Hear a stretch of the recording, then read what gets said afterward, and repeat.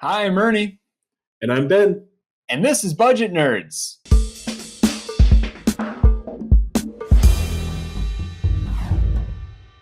It was all in your mind. You are not alone. No, you are not. Ben, welcome back to the show. Today we have a super geeky one. We're talking about our favorite things. Our favorite things to do in YNAB. My favorite things to do in YNAB. There you go. I really tried to just lob that one up to you, so I didn't even think about it. That was like fully in the moment there. Yeah. Maybe we should write a song. We should write. Oh, there you go. When we do, this is perfect. When we do our next mixtape, we've been talking about doing show tunes, and this would be a perfect thing. A few of my favorite things to do in YNAB.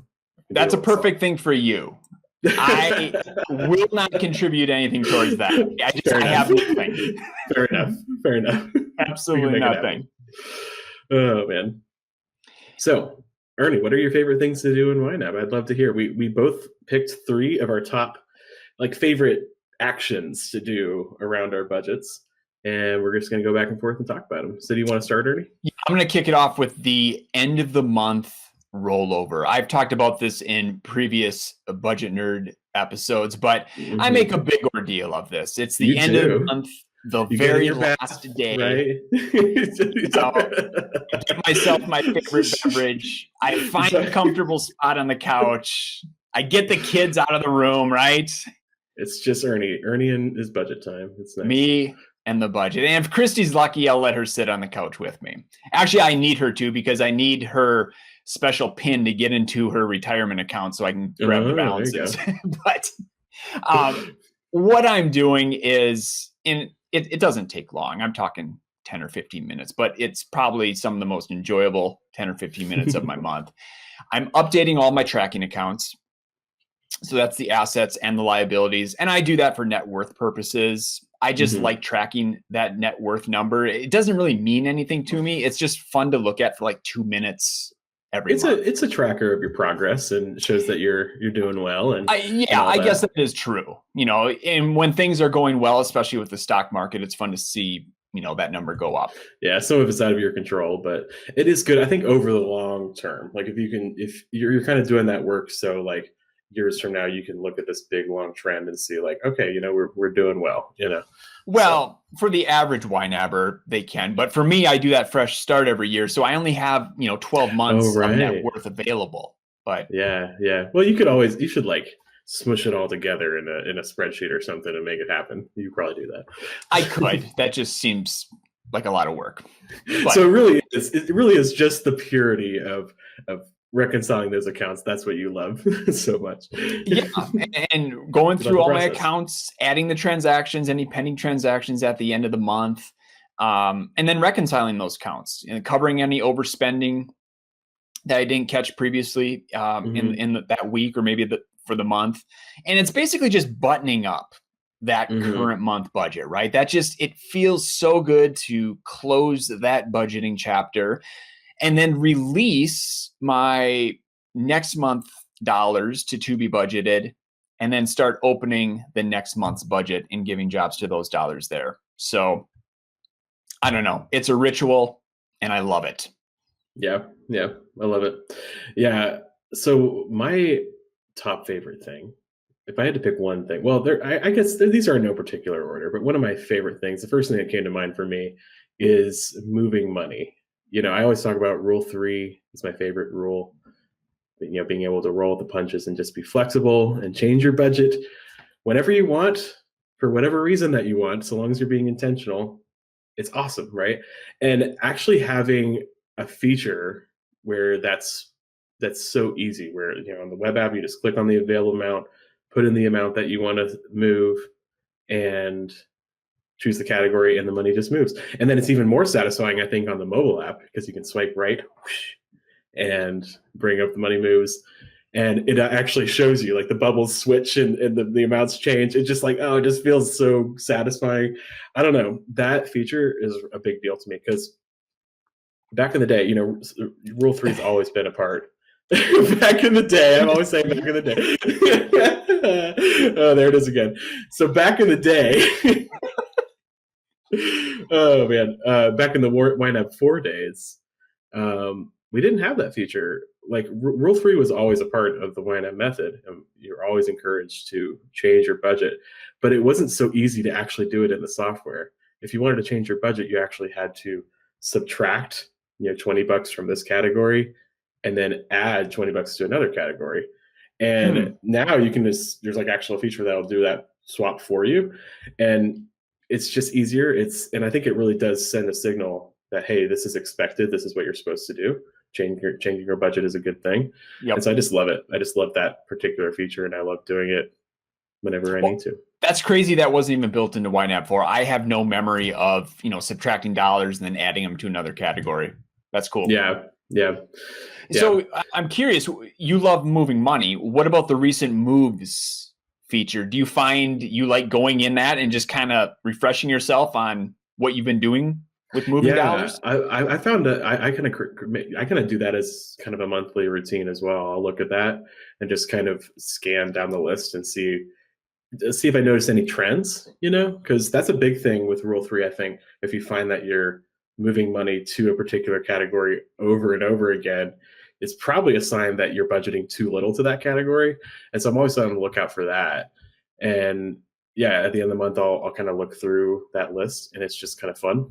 And then if there's ever a problem, like I move some money and I don't remember why, or my partner moved some money and we didn't talk about it and I don't know what's going on, you can always look at that and see exactly what we did. And that's really nice. So that's added on top of a great feature and makes it even better. So I love it. Very cool. All right. Number 2 for me, and I should say these are not in order. But another favorite feature, not feature, but thing to do in YNAB. And this one's a little out there. It's a little weird, but I feel like I'm not alone. Okay. I just love opening up the mobile app and staring at my category balances. Yes. No, you are not alone. Tell Ernie if you do this. Do you just look at your budget? On the couch. And it's horrible, right? I shouldn't be, when I'm bored, going to my phone. I know, right? I'm fully aware of that, but I do it. And I open up YNAB. And I seriously scroll through and look at every category balance. And it's like soothing and satisfying. And I think it's worth pointing out a couple things, because I was really thinking deeply about this, weird thing that I love doing in YNAB, is that I've always done this. So it's not dependent on how much money we have or don't have. Even when things were tighter, there was just something very comforting about opening up the app and seeing my dollars throughout these various categories. And the other interesting thing is I've never done this with any other budgeting app. When I was using that spreadsheet, right, I wouldn't open up my spreadsheet and just kind of look at those amounts that I was trying to budget for. And I think it's because of the magical Rule 1, where you're only giving jobs to dollars that you actually have, right? There's something about looking at those category balances and thinking, that's money that's actually in my bank account right now, as opposed to, here's this monopoly money, this spending limit that I've set for myself in Google Sheets, right? It just doesn't do anything for our brains.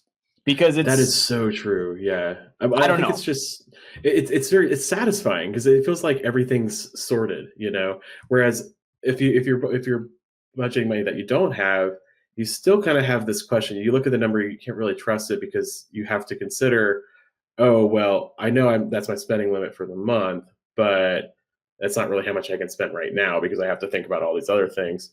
And so really, I think it just causes stress because you have to think about, like, you can't really trust that number without doing a bunch of mental math in your head and all that stuff. Yeah. So, and the sorted piece is huge. Like you said, I mean, you can't sort what you don't have, right? So, it didn't do it for me in the Excel spreadsheet, the Google spreadsheet, but being able to sort those dollars, organize those, have that plan. I don't know. Something about it. I love doing that. So just let Ernie know. Do you just open up your budget and just just look at it from time to time. Basically, just tell me I'm not alone here. That's what I need to know. I'll tell you, you're not alone. I feel like I've been doing this more and more often, actually, because I've been trying to cut back on the social media. I've been deleting apps.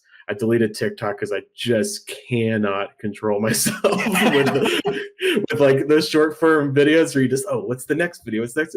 It's everywhere now. And I had to delete Instagram too because I can't handle the slides. Like I can't do it. I spend way too much time. So so there's not a whole lot to do on my phone anymore. so I go to the budget, just look at it, So there we go. So it's perfect. That's all. And you know what? That's all you need, right?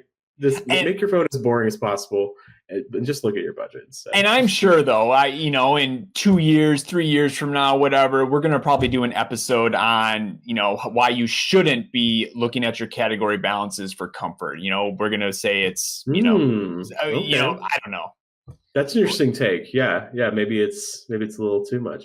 You could definitely go too far with this, but I don't think you're there, Ernie. I think you're good. Okay. Good. I'm just gonna tell you, you're perfectly healthy in every way. I have the authority for this. All right. So my next one is importing transactions and seeing the transactions match up perfectly.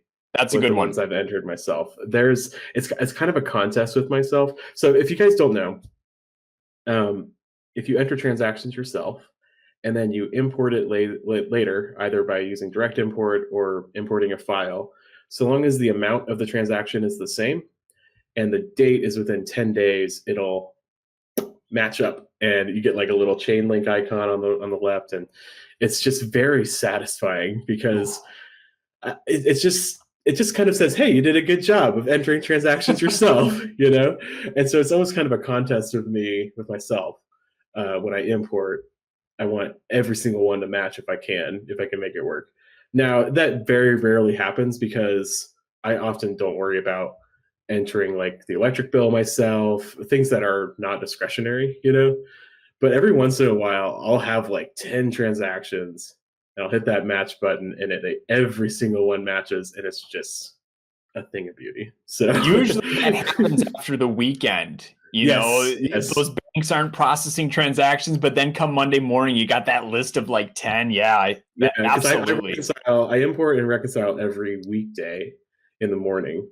And so most of the days it's pretty boring because it's only like 2 or 3 transactions. But yeah, on Mondays, it's the most fun. So, and I always try to enter those as I can, as much as I can myself. One, to be more aware of my spending, but also because it's a little faster because my bank doesn't import pending transactions. So it's a little faster to get them into my budget and everything if I just do it myself. And yeah, when they match up, it's just, it's awesome. It's just fun. It really is. That's a good one. Okay. So my last thing that I love doing in YNAB is entering transactions myself after saving for a purchase. Now that I couldn't think of a good way to say that, so let me kind of outline it. Okay. It's when I'm saving up for something, I have the money, and then I go to the store and I buy that item and I enter that transaction either right there in the store or maybe in the car. But I enter it in, and then when I bring up the category, there's just something so satisfying about seeing that amount available in the category, knowing, hey, I did the hard work. I put in some time and sweat and tears, and I saved up the money I need to buy this item. And I don't know, I realized this while I was teaching the Roll with Your Overspending workshop, because we walk through this example of finding the money first.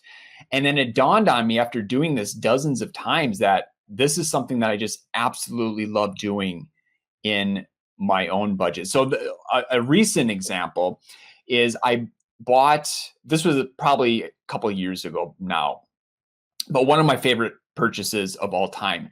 It's an Ego battery powered mower. And it was like a little over $400. So not super expensive, but I saved for it. It felt like forever because I was just like $5 here, $5 there. Okay. You were just kind of putting a little extra Right? money to it. Yeah, I didn't have a lot of extra money at the time. Every so often I'd get a larger chunk, but it felt like forever. So then when I actually went to the big box store and bought that mower, like entering that transaction in, seeing those available dollars, I don't know. It was just this moment of like satisfaction and fulfillment. Yeah, celebratory, hey, entering this transaction in the budget kind of thing. So yeah. I love that. And I think it's fun too, going back to moving money. Like there's been a couple times where I've saved up for something for a long time. And then over the course of those months or even years, I might be saving for something. I realize, I don't really want this thing as much as I thought I did. Right. So you could almost say it's almost like the opposite, where you're maybe about to buy something and you're like, you know what? I don't really want it. I'm going to do something else with that. There's been a few times where I've done that. And that's really satisfying too, because I think it's just, you have choices, because you've been saving for something and you've actually put in the work to save up for it, and you have the money and you can decide if you want it or not, really, in that moment. Yeah. So I love that. I think what I'm getting a sense from you is just like, you like having that sense of control, right? Absolutely. Of confidence. And that's why you love looking at your budget. That's why it's so satisfying for you when you see, hey, I saved up for this thing and now I can buy it, no problems. Yeah. You have confidence, you have control. And that's what it's all about. And I can't control anything else in my life. So geez, at least I can control my money, right? That's good. That's good. So the last one for me was checking the budget before spending, which is similar to what you had there, Ernie, where it was like, you're saving up for a big purchase and you can check it right before you buy the thing and know you're going to be okay. You're not going to go into debt or anything. But for me, I love it just for everyday mundane things. There's something really satisfying with just getting kind of permission to spend. Because before I had a budget, I would feel guilty about every single thing, because I had big goals to pay off debt and build an emergency fund and all this other stuff, and so I felt like every time I spent money on something, quote unquote frivolous, like eating out or even like buying like new clothes that I really didn't need, I felt like I was doing something bad or I was being irresponsible, but I wasn't. It's okay to spend money on those things, but I always felt bad because I didn't have a budget that kind of gave me permission to spend. So I think that is really nice when hey, I'm funding the goals that I want. I'm going to save up for that lawnmower or whatever, but I can also go out to eat because I have plenty of money in that category, You know what it's like sometimes, especially when it's like in the middle of the month, like when you're sleeping and you wake up in the middle of the night and you look and you feel like, oh, it's probably like, 8 in the morning, I got to get up soon, something like that. And you look at the clock and it's like 2 in the morning, right?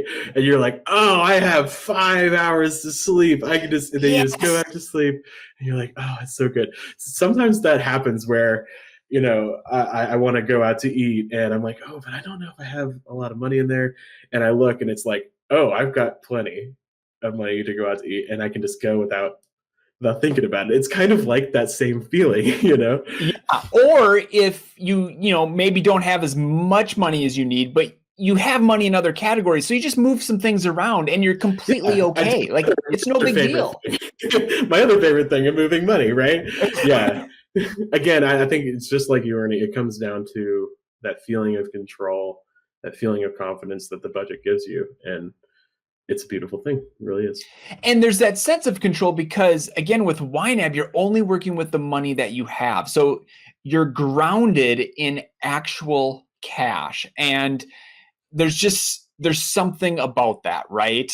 Mm-hmm. Really it's tough just to articulate, but it's a brain hack. Like it just changes your state of mind, Yeah, it's one of those things. I feel like we as teachers at YNAB are like just trying so hard to teach this concept, but you really just need to experience it. It's one of those things that you're not going to get it until you do it, and once you do it, you can never go back. So. Yeah. And then you're just going to become obsessed with YNAB and, you're numbing out to it when, you're on the couch and you're going to be binging budget nerds for far too much. Hey, if this is your if this is your 5th episode of Budget Nerds in a row, take a break, guys. Okay, it's just I know we are extremely compelling, but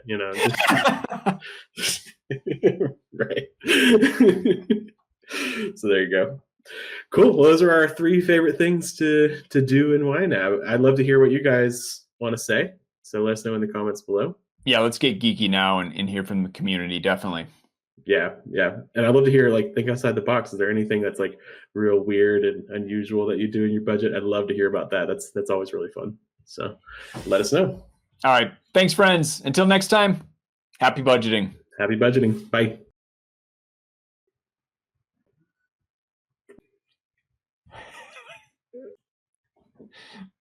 I don't even know what makes a good thumbnail, but we'll go with that. Something is in there. We should clip that onto the end sometime. Yes.